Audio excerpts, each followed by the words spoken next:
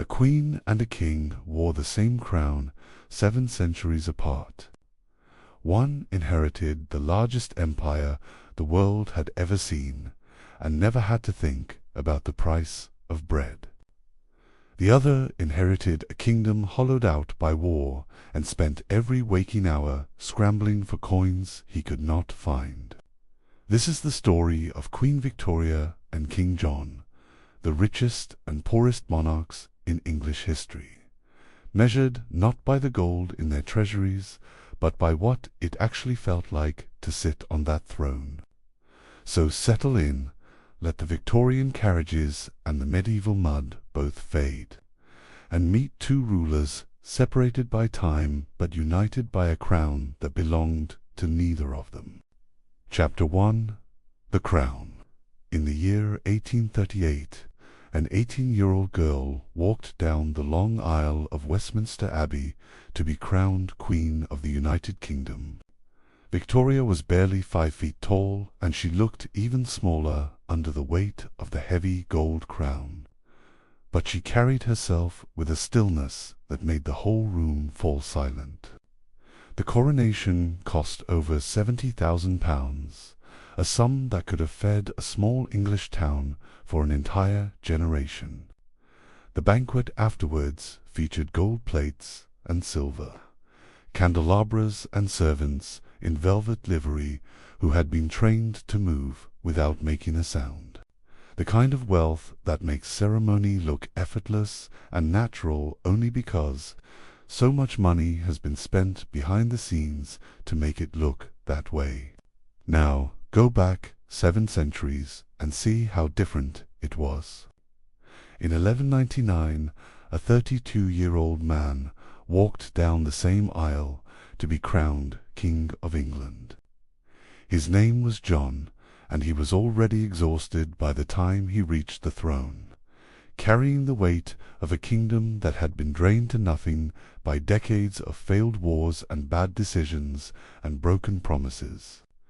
His older brother Richard the Lionheart had bled the kingdom, completely dry, fighting expensive crusades in the Holy Land, and then died childless from a crossbow wound in France, leaving John to inherit a country that was bankrupt, angry, and barely holding itself together.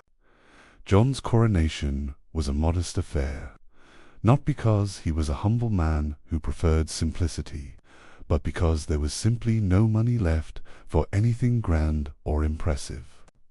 The crown they put on his head had been hastily regilt to disguise the worn and dented spots, and the banquet after the ceremony was a tense and awkward gathering of nobles, who already did not trust him and were quietly calculating how much they could take from him while he was still weak.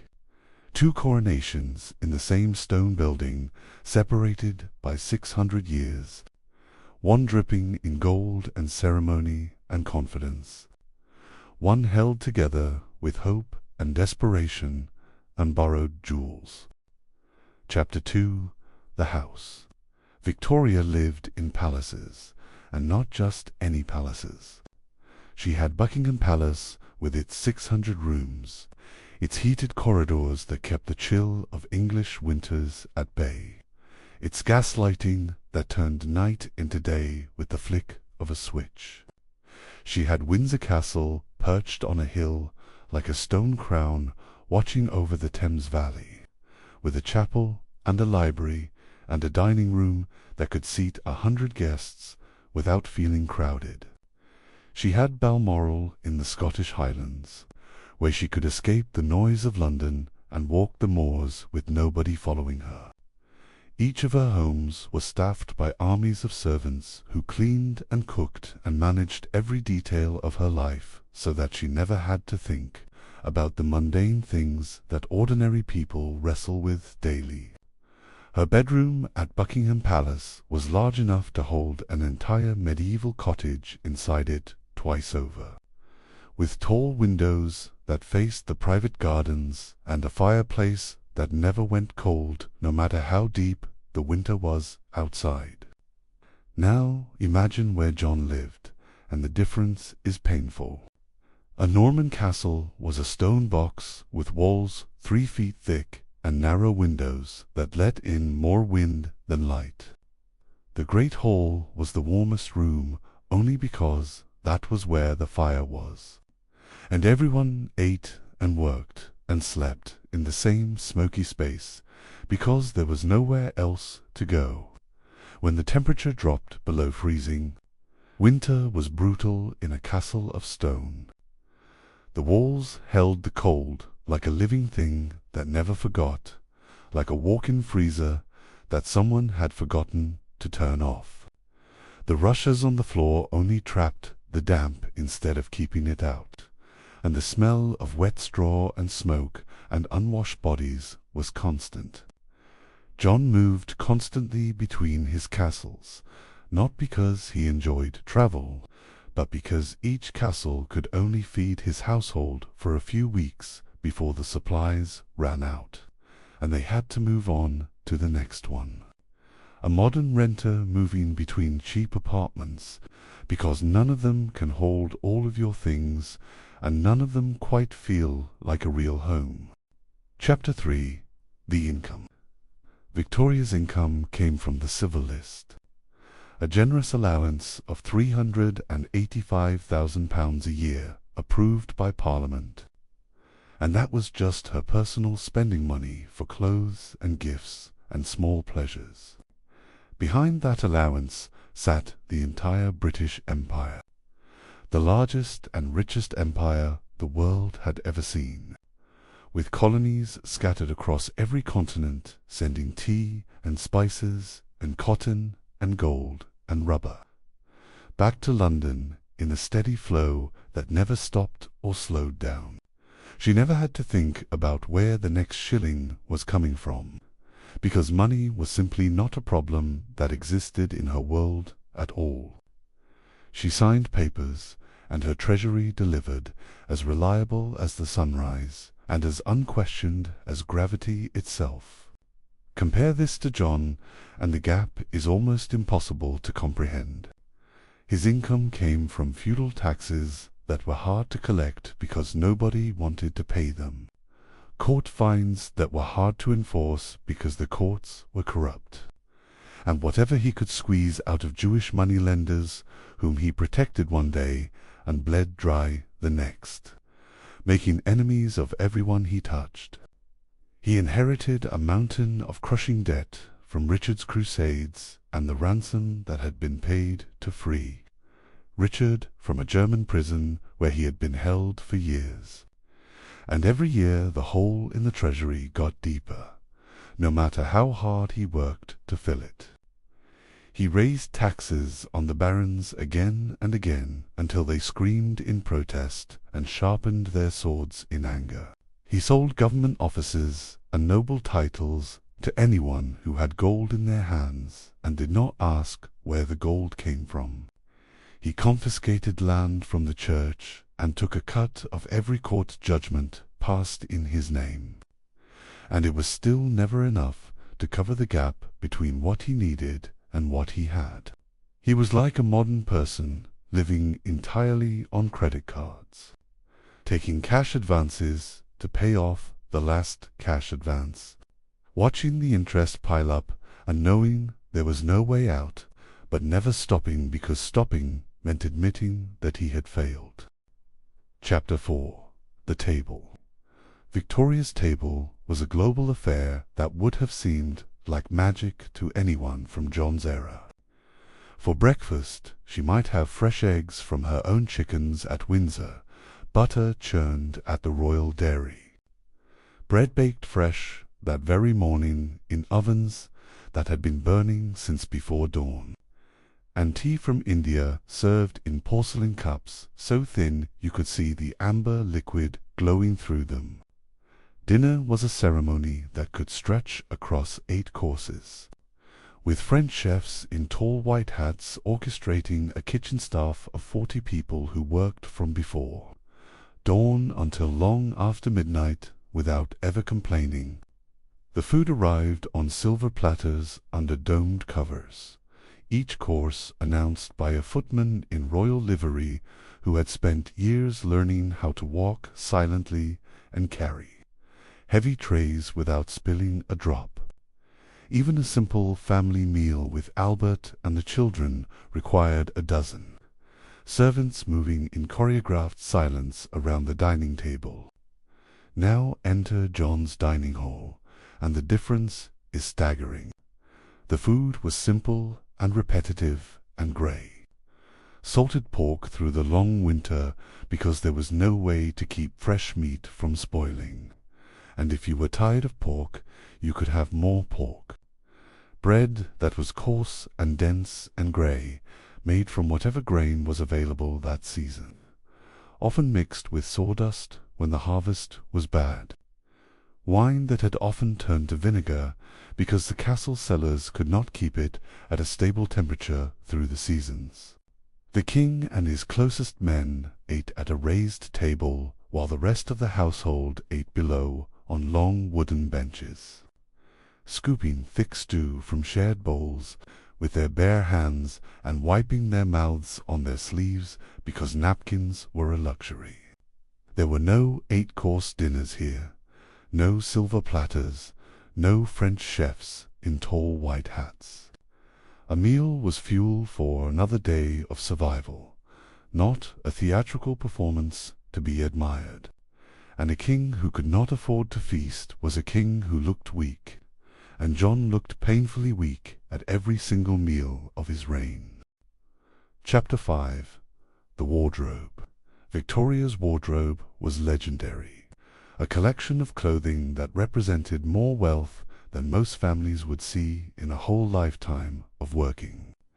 Her coronation robe alone weighed over 20 pounds, heavy with gold, thread woven through velvet and ermine fur from hundreds of stitched pelts and thousands of hand-sewn pearls that caught the candlelight, like tiny moons scattered across fabric.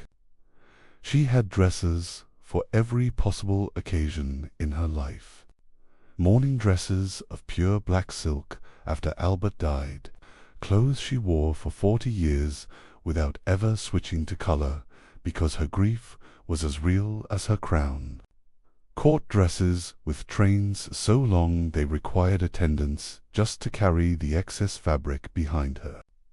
Practical tweed day dresses for her beloved Scottish estates, where she could be less of a queen and more of a person walking the hills. Each garment was handmade by dedicated seamstresses who worked for months on a single dress, and she never wore the same outfit twice in public without careful planning and spacing. Now look at John's wardrobe, and the poverty is humiliating. A king in the 13th century did not have a closet of dozens of outfits hanging neatly on wooden hangers. He had a few woolen tunics that were washed rarely because washing took time and soap cost money, a heavy cloak for warmth in the draughty stone castles, and leather boots that were repaired by the castle cobbler until they could not be repaired any more, and then repaired again anyway. His coronation robes had been borrowed from a previous ceremony and roughly altered to fit his frame by a local tailor working by candlelight. The royal seal, the single object that proved his authority and made his commands official, was kept in a worn leather pouch tied to his belt because he could not afford to commission a proper strong-box or pay a seal-keeper to guard it. A wealthy king showed his power through silk and jewels and velvet and fine leather boots that fit properly.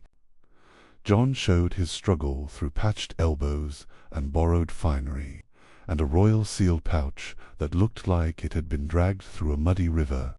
Chapter 6. The Spouse. Victoria married Prince Albert of Saxe-Coburg and Gotha in 1840, and their marriage was one of the great love stories of the 19th century. She proposed to him herself, because she was the Queen, and British protocol demanded that the sovereign propose rather than the other way around. but the affection between them was so real and so obvious that everyone who saw them together could feel the warmth in the room. They read together in the evenings by the fire in matching armchairs, walked the grounds at Osborne House hand in hand, like any young couple in love, and not at all like a queen and her consort, and raised 9 children in a household that was surprisingly warm and ordinary for a royal palace full of servants and ceremony.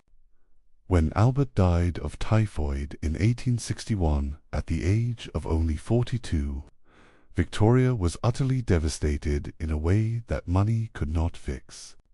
She wore black for the rest of her life, a span of 40 years of constant mourning, and withdrew from public life for so long that her subjects began to grumble about the invisible queen who never showed her face. John's marriage was a completely different and much lonelier story, with a much darker beginning for the young girl involved. He married Isabella of Angoulême in 1200 when she was approximately 12 years old, a child bride barely into her adolescence, given to a man in his 30s as part of a political alliance designed to secure territory in France.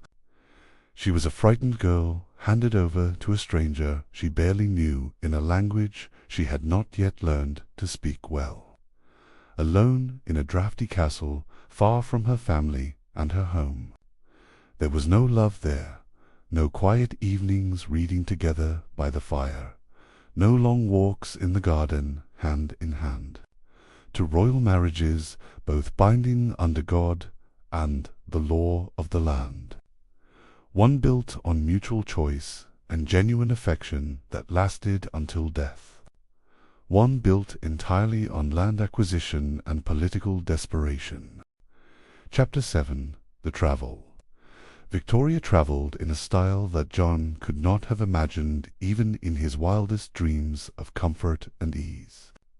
She had a private royal train with a carriage fitted with silk curtains and a velvet armchair bolted to the floor, where she could watch the English countryside roll past her window at speeds no human being had ever travelled before the railways were built.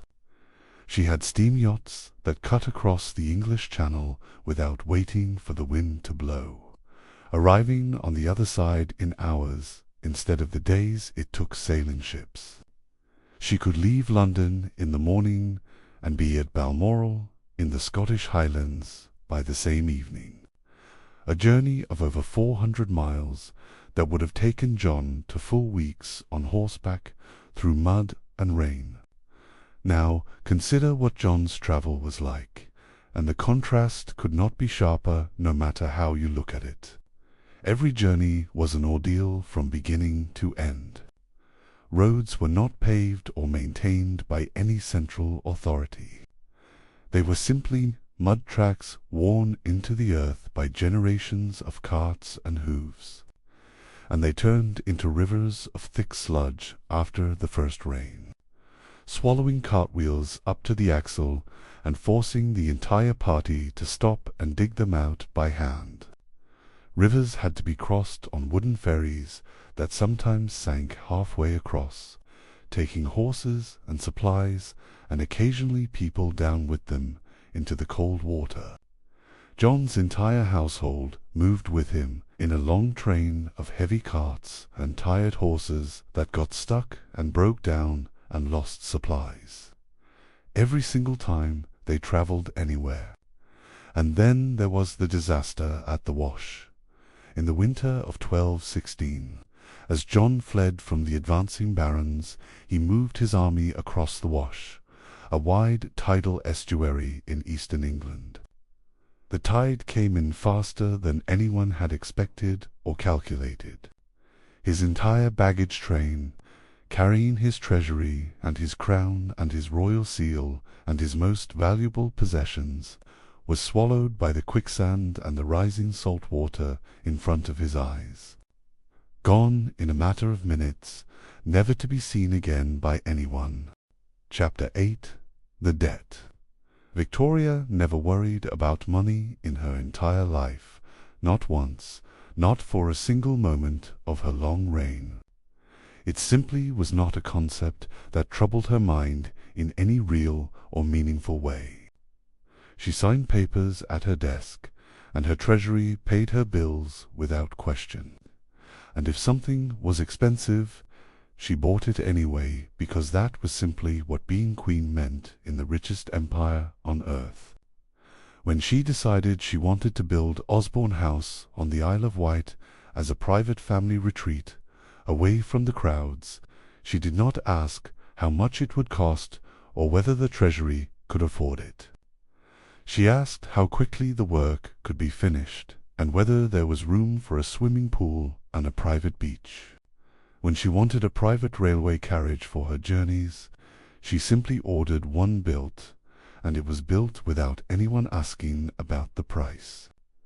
Money was a tool for getting what she wanted, not a source of anxiety or limitation. John's entire reign was an exhausting exercise in desperate debt management, and he was genuinely terrible at it. He inherited a kingdom that was already deep in the red from Richard's ransom. The King of England had been held in a German prison and ransomed like a common hostage, and from the wars that followed his release. He raised taxes again and again across his kingdom, and each time he raised them, the barons resisted more fiercely, and the peasants had less to give because there was only so much grain in the field. He seized property from the church, from Jewish moneylenders, from anyone who could not fight back effectively enough to stop him. He minted new coins with less silver in them to stretch his treasury further, which only made everyone trust his currency less, and drove up prices across the entire kingdom. A modern person running up credit card debt and then trying to pay it off with more credit cards, taking out payday loans to cover the minimum payments, watching the balance grow every single month, no matter what they do. It never works in the end, because the numbers simply do not add up. And for John, the end came much sooner than he expected or was prepared to face. Chapter 9. The Rebellion. Victoria faced a rebellion of sorts, but it was a very polite one compared to what John experienced. In the 1840s, the Chartist movement gathered millions of signatures across Britain demanding better working conditions and voting rights for ordinary working men who had no voice in Parliament. They marched on London with enormous petitions rolled on wooden spools so heavy that it took 6 strong men just to carry each one into the House of Commons. Victoria watched from the windows of Buckingham Palace and felt a flicker of distant concern. But the Chartists were peaceful people demanding reform through legal channels. They marched through the streets with banners and flags held high. They presented their petitions to Parliament with dignity, and then they went home to their families without breaking a single window. The state was never truly threatened by their protest. John faced a real rebellion, the kind where sharp swords come out and stone castles burn. The barons of England had finally had enough of his endless taxes and broken promises and failed military adventures that cost them money and men. They marched on London with their personal armies behind them, carrying real weapons instead of paper petitions. They cornered John at Runnymede in June 1215 and forced him at sword point to sign Magna Carta, a document that limited the power of the king and established for the first time that even the monarch was not above the law of the land. John signed it with a smile on his face and pure poison in his heart. The moment the barons turned their backs and left, he appealed to the Pope to have the document annulled, and the Pope agreed because John had promised him money and lands he did not actually have. The barons responded by inviting a French prince to cross the English Channel and take the throne for himself. And the country descended into a brutal civil war that destroyed villages and killed thousands of ordinary people who had nothing to do with the fighting. Victoria's rebellion ended quietly with a petition delivered to Parliament and a respectable debate among gentlemen. John's rebellion ended with his kingdom on fire and his enemies at the gate. Chapter 10. The War. Victoria's wars were distant affairs fought by professional soldiers in places she would never need to visit or even see. The Crimean War in the 1850s, where British and French soldiers fought the Russian Empire on a cold peninsula in the Black Sea, so far from England that most people could not point to it on a map of the world. The Opium Wars in China, where British gunboats forced open Chinese ports for the opium trade. Conflicts in India and Afghanistan and Africa, fought in blistering heat against enemies whose names most Britons could not pronounce. Victoria read dispatches from the front lines in the comfort and warmth of her study and signed orders at her mahogany desk. But she never heard the cannons firing or smelt the gunpowder smoke or saw the wounded men being carried from the battlefield on stretchers. War in the Victorian era was something that happened to other people in other lands, reported in newspapers with engravings and described in letters, but never quite feeling real. John's war was completely different in every possible way. It happened right outside his own castle walls, in his own green country, against his own people who had once sworn loyalty to him. The Baron's army besieged his strongholds one by one with grim determination and no mercy. Rochester Castle fell after a long and brutal siege, where the starving defenders ate their own horses and surrendered only when there was nothing left to eat inside the walls. Dover Castle, the key to England, held out against the French prince who had come to claim the throne, but only barely, only by a thread. John spent the entire last year of his life scrambling from castle to castle across his shrinking kingdom, never staying in one place long enough for the enemy to catch him, always retreating further, always losing more ground. Victoria's wars were stories she read in newspapers over breakfast in her warm and well-lit dining room. John's war was the terrifying sound of siege engines hammering against the stone walls just outside his bedroom window, shaking dust down from the ceiling above his head. Chapter 11. The Treasure. Victoria's crown jewels are still on display today in the Tower of London, a breathtaking collection of gold and diamonds and sapphires and rubies that represents the accumulated wealth of centuries of empire and global conquest. The imperial state crown alone contains over 3,000 precious gems carefully set into the gold frame, including the Stuart sapphire and the Black Prince's ruby. Ancient stones with histories that stretch back through wars and marriages and thefts across continents. The sovereign's scepter holds the great star of Africa, a diamond the size of a grown man's fist, cut from the largest diamond ever discovered in the mines of South Africa. These treasures sit behind bulletproof glass in a vaulted stone chamber deep in the tower, guarded by armed soldiers in ceremonial uniforms, representing a power and wealth that has never faded and likely never will as long as England stands.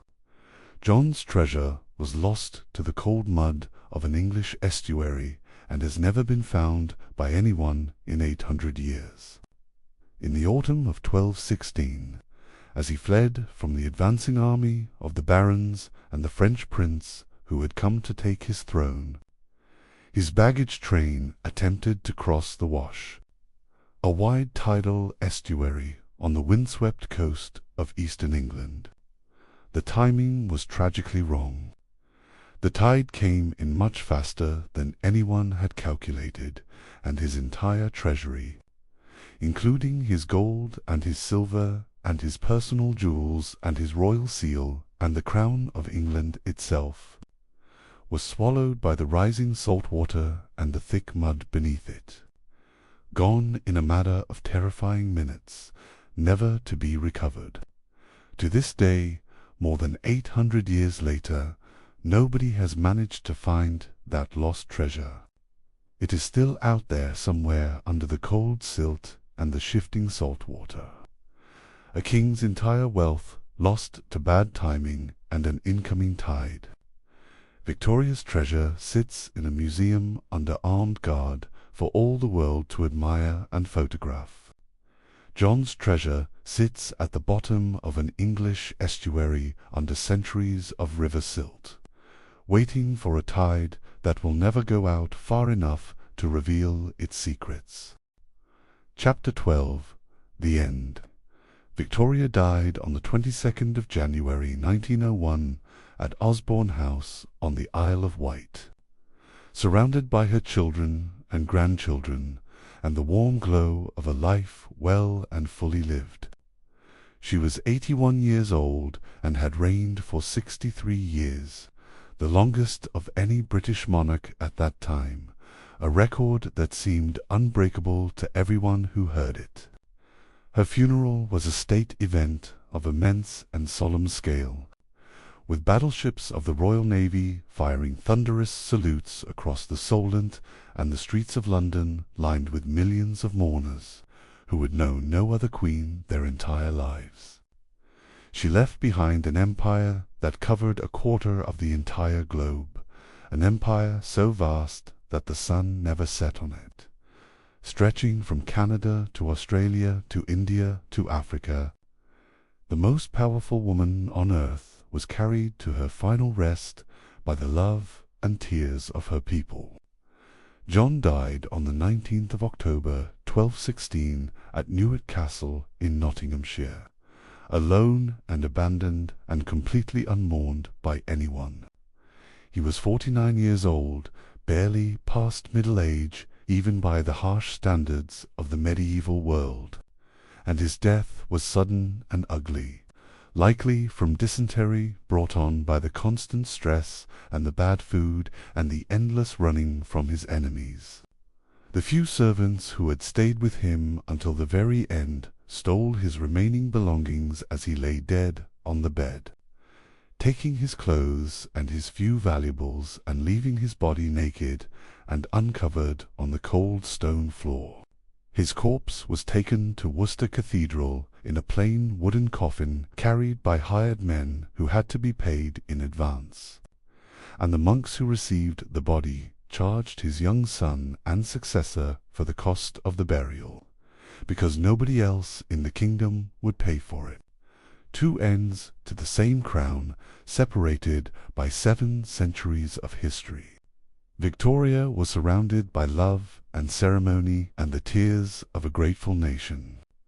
John was surrounded by betrayal and mud and the cold silence of an empty room.